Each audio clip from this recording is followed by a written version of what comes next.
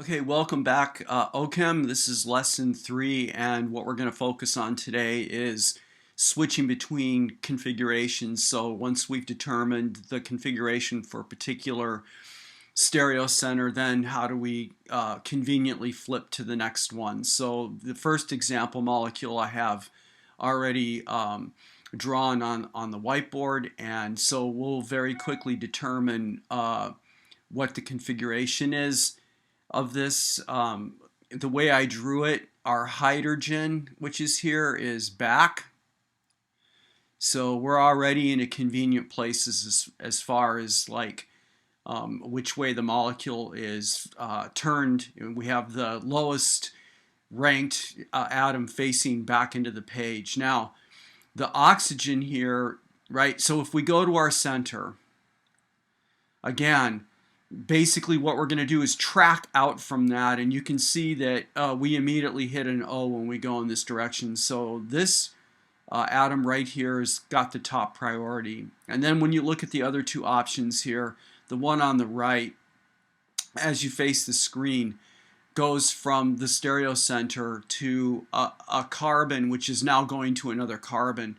So this major chemical group out here is ranked as the next priority, so I'm giving that a 2, and then the last one is here.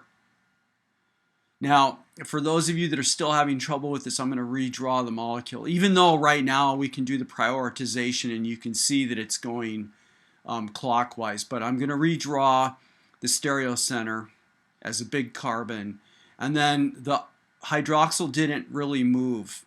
When we adjusted the molecule, putting the hydrogen straight back into the page, this will have come out a little bit more, and then we're going to have group 2 here like this, and we're going to have group 3 like this. And you can see when we do the scrolling, so this is group number 1, 2, and 3. So the scrolling is going to go in this direction, which is clockwise, so this is the R. So in order to change to the other configuration, literally all we have to do is redraw the molecule and switch the position of the hydroxyl group. So the hydroxyl group is now going to be back. So basically, in reality, we're breaking and we're reforming 2 bonds. Which bonds did we break and reform? We broke the one going to the hydroxyl group, and we broke the one going to the hydrogen. So now the hydrogen is out right here. And when you do that, it changes the configuration. All right, so again, this guy here is ranked as number 1, and this is ranked as number 2, and this is number 3. So using the techniques that we learned in the last video, I'm going to redraw the molecule, but I'm not going to rotate it. Instead, I'm just going to manipulate it a little bit so that all the groups are pointed back into the plane of the board. All right, so this one is going to look like that. This is number 2. This is number 1. And then the methyl group is going to be pointed down like this, basically. All right, and call this number 3. So now when we scroll across this, right, and the hydrogen is coming out of the plane of the board and literally sticking you in the nose, basically is what's going on. So we scroll this out and we get R. Now, here's the thing you got to remember, though, is we have all the groups pointed away from us. So basically, we're establishing the configuration upside down. So this is actually the S. And I will put an X through this guy. All right? Now let's go ahead and look at another example. All right, and for this one we're going to go to a ring structure.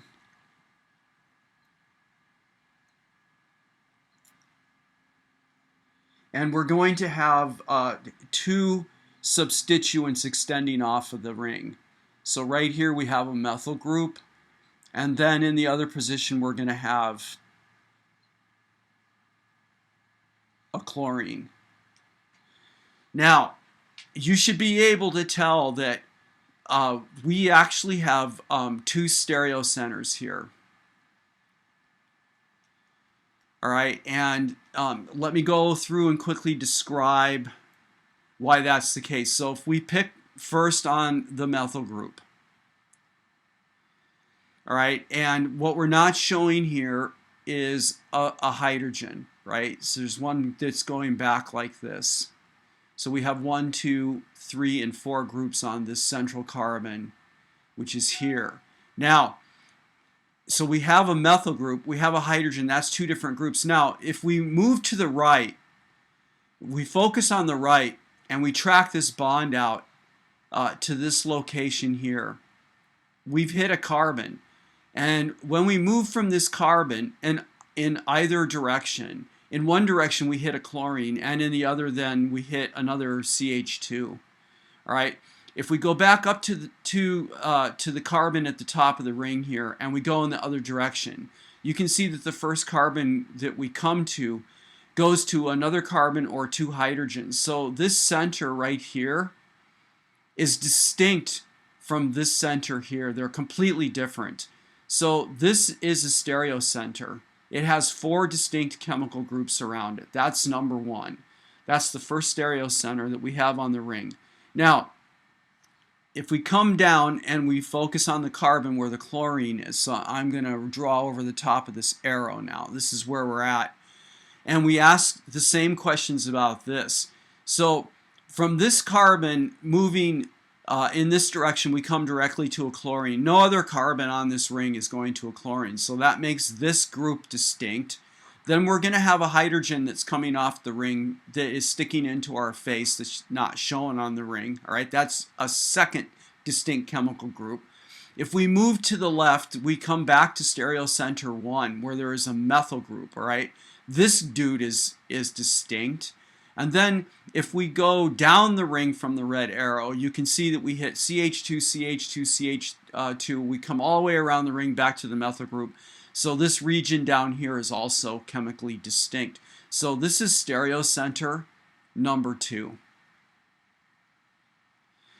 Now we can figure out the R and the S configuration for both stereocenters on the ring fairly easily. We're going to start with number 1 because it's actually already set up for us, right?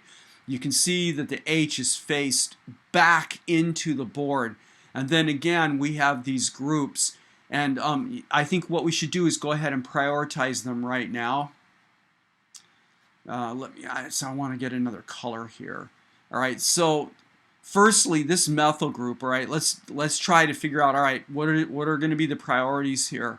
So this carbon that has the chlorine to it, that should be getting your attention. If we move from stereocenter number 1 down the ring to this carbon, all right, that's the same situation we have going the other direction. However, at this carbon here, right, we move directly to a Cl. So this guy here is going to get priority number 1. I'm going to put it right in the middle of this bond. And then moving from stereocenter number 1 down the ring, we hit CH2, CH2, and CH2. That has a higher priority than a methyl group. So we're going to have priority number 2 is going to be here, and priority number 3 is here, the methyl group.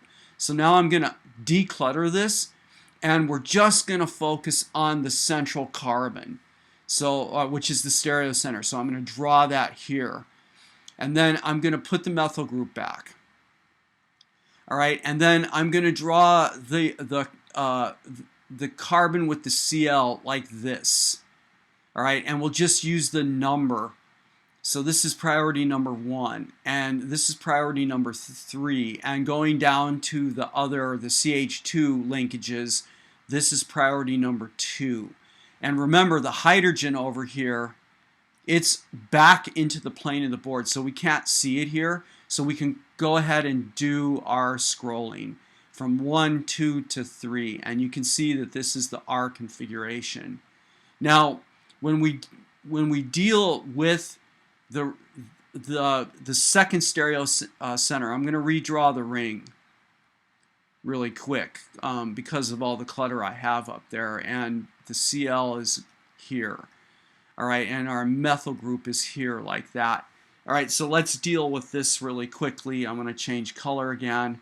All right, so okay, I'm going a little fast, so I'm going to put in the hydrogen so we can see it. Now, why am I doing that? Because you need to remember the hydrogen now is sticking, it's hitting you in the nose. So we're going to be looking at this configuration upside down. Again, the Cl is going to be ranked as number 1 because we're moving literally from sterocenter number 2 directly to the Cl. Now, what about this other situation?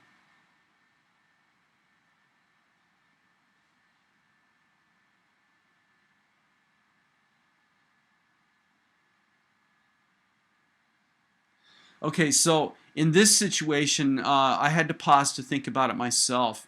All right, so let's look to the right first, or down. So we move to this guy, and basically there's 2 hydrogens here. And then we move down to this carbon, and there's 2 hydrogens here. All right, now let's go the other direction. So we move from this carbon to this one, and there's only 1 hydrogen here. We move to a carbon. So this bond area here is going to be ranked as number 2. And this bond area here is going to be ranked at number 3 because we moved to CH2. Here we're moving to C, C, and C. All right, so let me redraw this now so that it's easier to see. Here's my sterocenter. This is sterocenter number 2, and I'm going to rotate the molecule sort of around to the left a little bit. At the top here, we're going to have our Cl, which is going back. Here's Cl, and it has the number 1 ranking. And then this group down here is ranked number 3, and this group right here is ranked number 2. So now, if we follow the ranking around, all right, this is going to give us the S configuration here because we're going counterclockwise. But remember, the hydrogen is literally coming out of the board and sticking us in the nose. So basically, the true configuration of this carbon is R. And I'm going to go ahead and cross this guy out in order to emphasize that. All right, so basically the molecule is RR. RR. All right, now, how do we make the switch then? So I'm going to redraw the molecule. Actually, I'm going to put it over here. It's easier for me to on my sketch pad. All right, so I'm going to redraw my ring. And what we need to do to switch the configuration is literally switch both stereocenters by breaking and reforming bonds. So if we start with sterocenter number 1, that methyl group is sticking out of the plane of the board. So what we're going to do is put it back. All right, and to just make sure that you understand, that's going to put our hydrogen here extending out. And in sterocenter number 2, it has the Cl going back. So we're going to switch it and put the Cl here like that. And that is going to put the hydrogen that's there back. Okay, now I'm going to pause for a minute and stare at this and make sure I didn't make a mistake. So the methyl group should be going back and the chlorine should be coming out. So this guy here, when you run the configurations, should come out being S and S. All right, and with that, I'm going to go ahead and close the video. You guys, the challenge there is you guys can take a look at this and see what happens on this bottom molecule. All right, see you on the next lesson.